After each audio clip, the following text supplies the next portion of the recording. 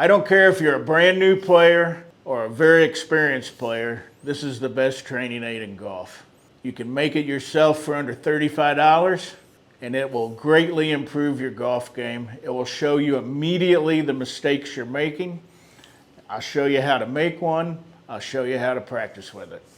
Today I'm going to show you how to make my favorite training aid. I've been using it since 1995. I was taught to play with this concept prior to figuring this training aid out. And in my opinion, it'll show you exactly what you need to practice with and learn how to make a correct golf swing. What it is, this is PVC pipe, plumbing pipe, 3/4 inch Schedule 40 plumbing pipe, cut 30 inches long. The reason it's cut 30 inches long is you can swing in an 8-foot ceiling and not hit the ceiling. So if you make it longer than that, longer like a golf club, it'll feel more like a golf club, but if you only have 8-foot ceilings at home to practice in, you won't have enough room. So 30 inches long is perfect. You also need 2 mini mag flashlights. And these are the only lights that I found that work the best. They're getting harder and harder to find. I order them from Maglight directly. But they turn on and off at the top, so there's not a switch. So when you put this flashlight inside the PVC pipe, you don't need to have a switch to turn it on. You can turn it on with turning the outside of the flashlight.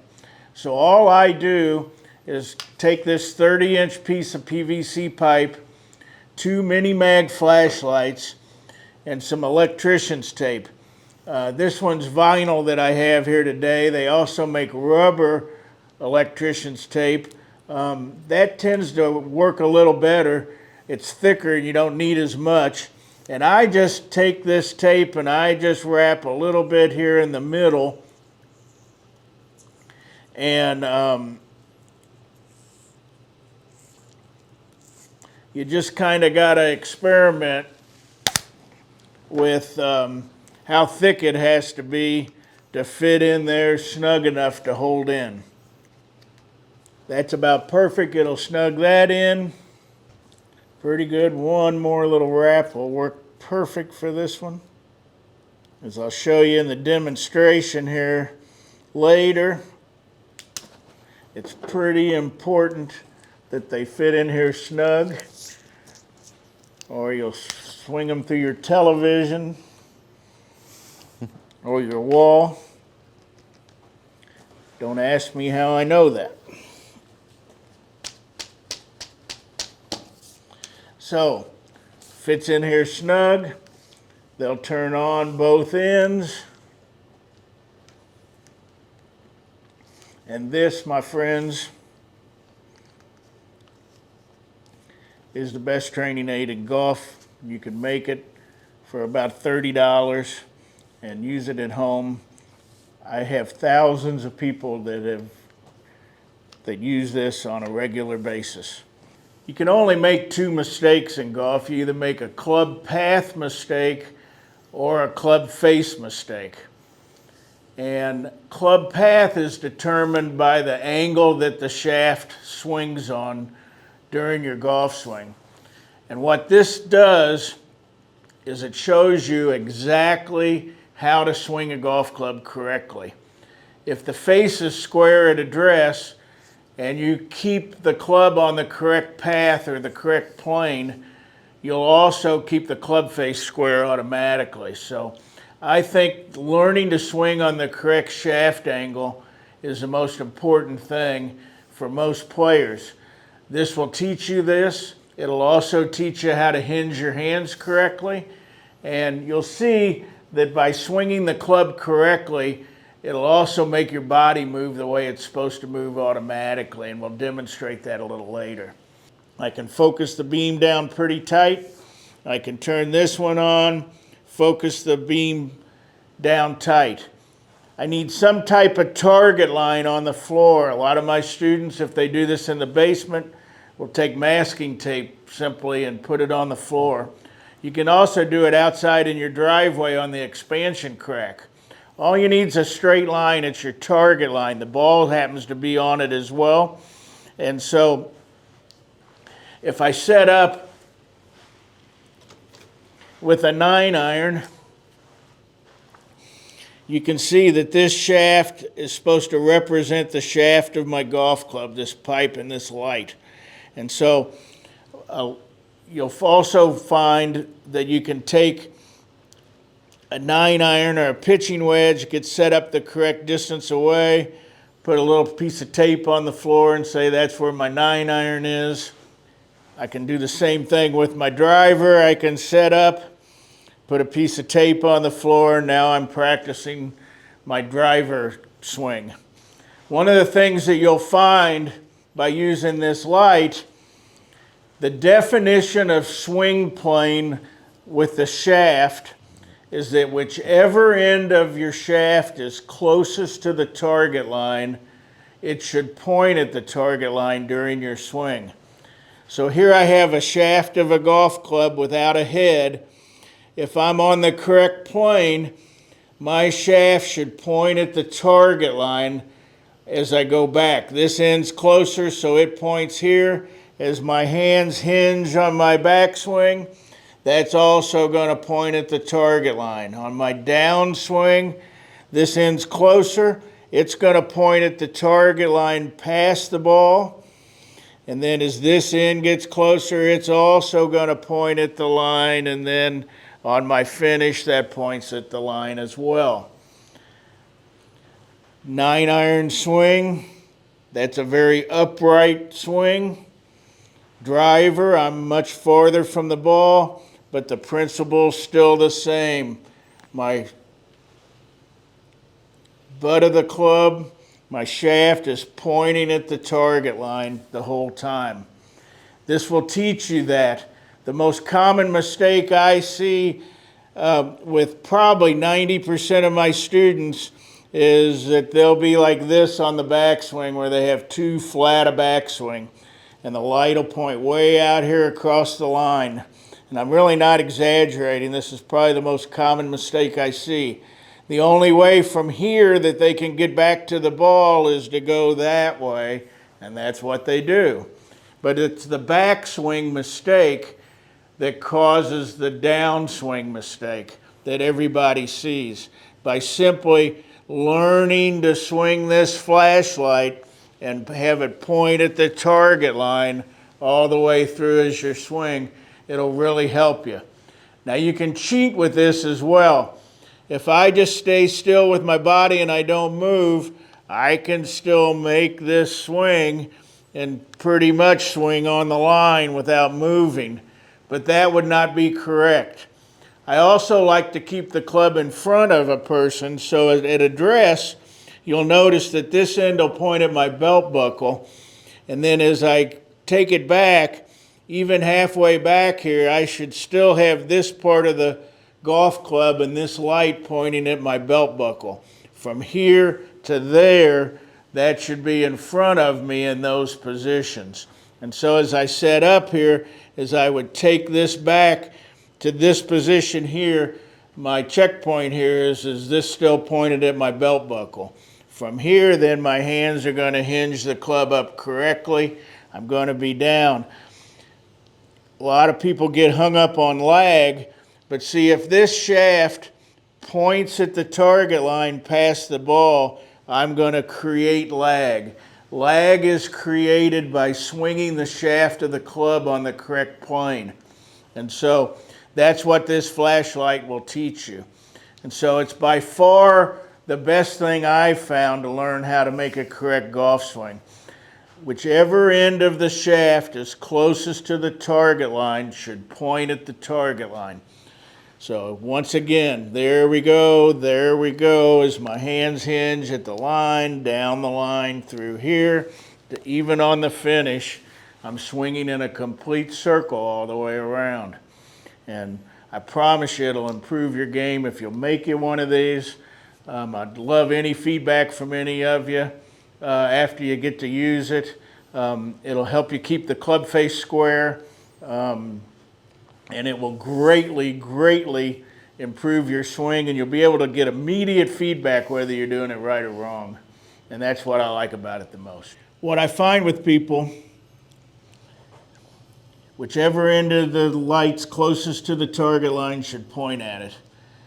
And if we swing the club correctly, Patrick, what you're going to find is your body's going to move exactly how it's supposed to move, that most people try to make it do, and you don't have to make it do anything. If you swing the club correctly, your body will respond correctly. And here's what I mean. So if I have you in this position, and then I hinge your hands correctly, where's your weight? Back on my right side. It is, but did you shift it?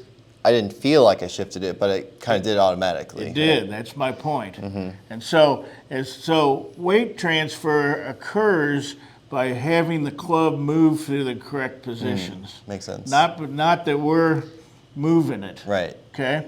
So here I have you in this correct position at this point in the backswing.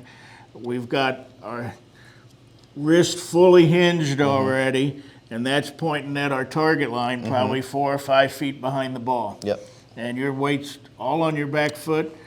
How much of your hips turned? About 45 degrees? Yeah, that's a pretty full hip turn for me. That's right. Yeah. Yep. And your shoulders? Yep. I'm almost close to 90. Yep. Yeah, already. Yep. Do you see that? Yep. And as I would continue to follow the target line back, I'm going to be at 90. Yeah. Do you see that? You got to do more yoga for that That's one. right. Now on the way down, if this points at the target line through the ball, where's your weight? It's starting to become more centered again. Yes, uneven left, I would say. Would you agree? But did you shift it? It didn't feel like I shifted it. No, Yeah, not but consciously. the club did it. Does that make sense? Because it's on the correct angle, correct plane, and it's pointing out in front.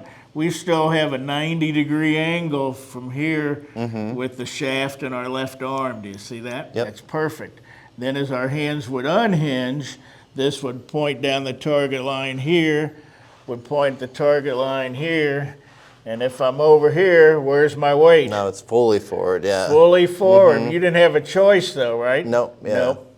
And so if you're thinking about weight transfer, if you're thinking of hip turn and shoulder turn, there's not many people that can do that consciously and perform a golf swing. Yeah. But if you understand that by swinging this light stick, that if the club's in the correct position, my body's going to assume correct position. Yeah, it's just a consequence of swinging on the right plane. Yeah, Yep. it makes things a lot simpler. Yep. So I like my students to think about the golf club and to use it correctly, and our body will respond accordingly. Makes sense. Okay.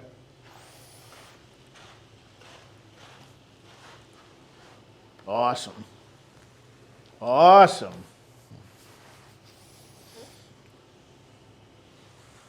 Good. For you folks at home, if you're watching, you could draw a line on his shaft like the plane shafts, and you'll see he's almost perfect on his way back and his way through just because of this light. Awesome. Good swinging. Make sense? Yeah. One of the areas I run into trouble is on the follow-through. I lack some flexibility to get turned over, and I notice that with the light stick because for me to keep it still on plane, I really start to feel stretching. So that's another thing for me to work on at home is just getting more flexible. Stretch you out. Yeah, absolutely.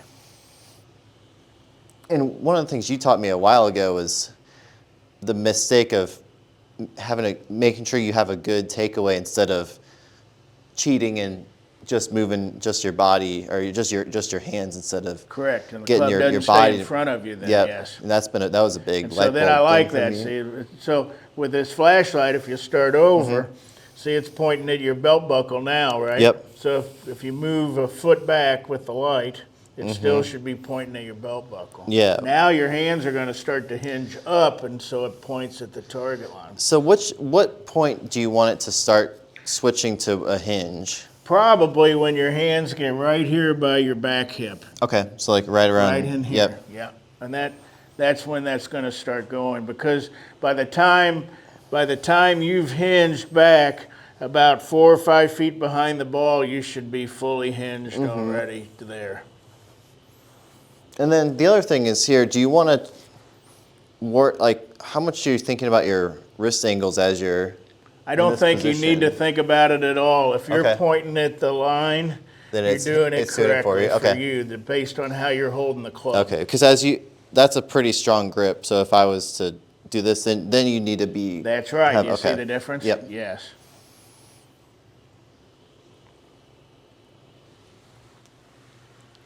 Cool. One thing I'll say too is like, whenever you give golf lessons for a living, you work with all level of players. And so, you know, I used to get a lot of beginner women players, you know, in their 50s. Their husband's retiring. They figure they better learn how to play golf Sure. to ever see him, because he's going to be playing golf every day now that he's retired. And it used to take me, they haven't done anything athletically for years, and it used to take me 2 or 3 lessons to get them to hit the ball airborne once, you know. And so whenever I hear that story and they've never played before, this is the first thing that I do is give them this flashlight. Because if I have, it's one of the interesting things, if I have a bad grip, like if you watch somebody come to you and they're holding a golf club like this, it's obviously wrong. But see, the reason it's wrong is that it's impossible with that grip for me to get that light on the line. Sure. And so even a brand new player that I don't even tell them how to hold the club, if they're holding it wrong, they can't get it on the line correctly. And so eventually for them to get it on the line, they actually have to move their hands into a better position, and it almost teaches them how to hold the club That's without awesome. even thinking about it. Yeah. Isn't that amazing? Yeah. I find that amazing.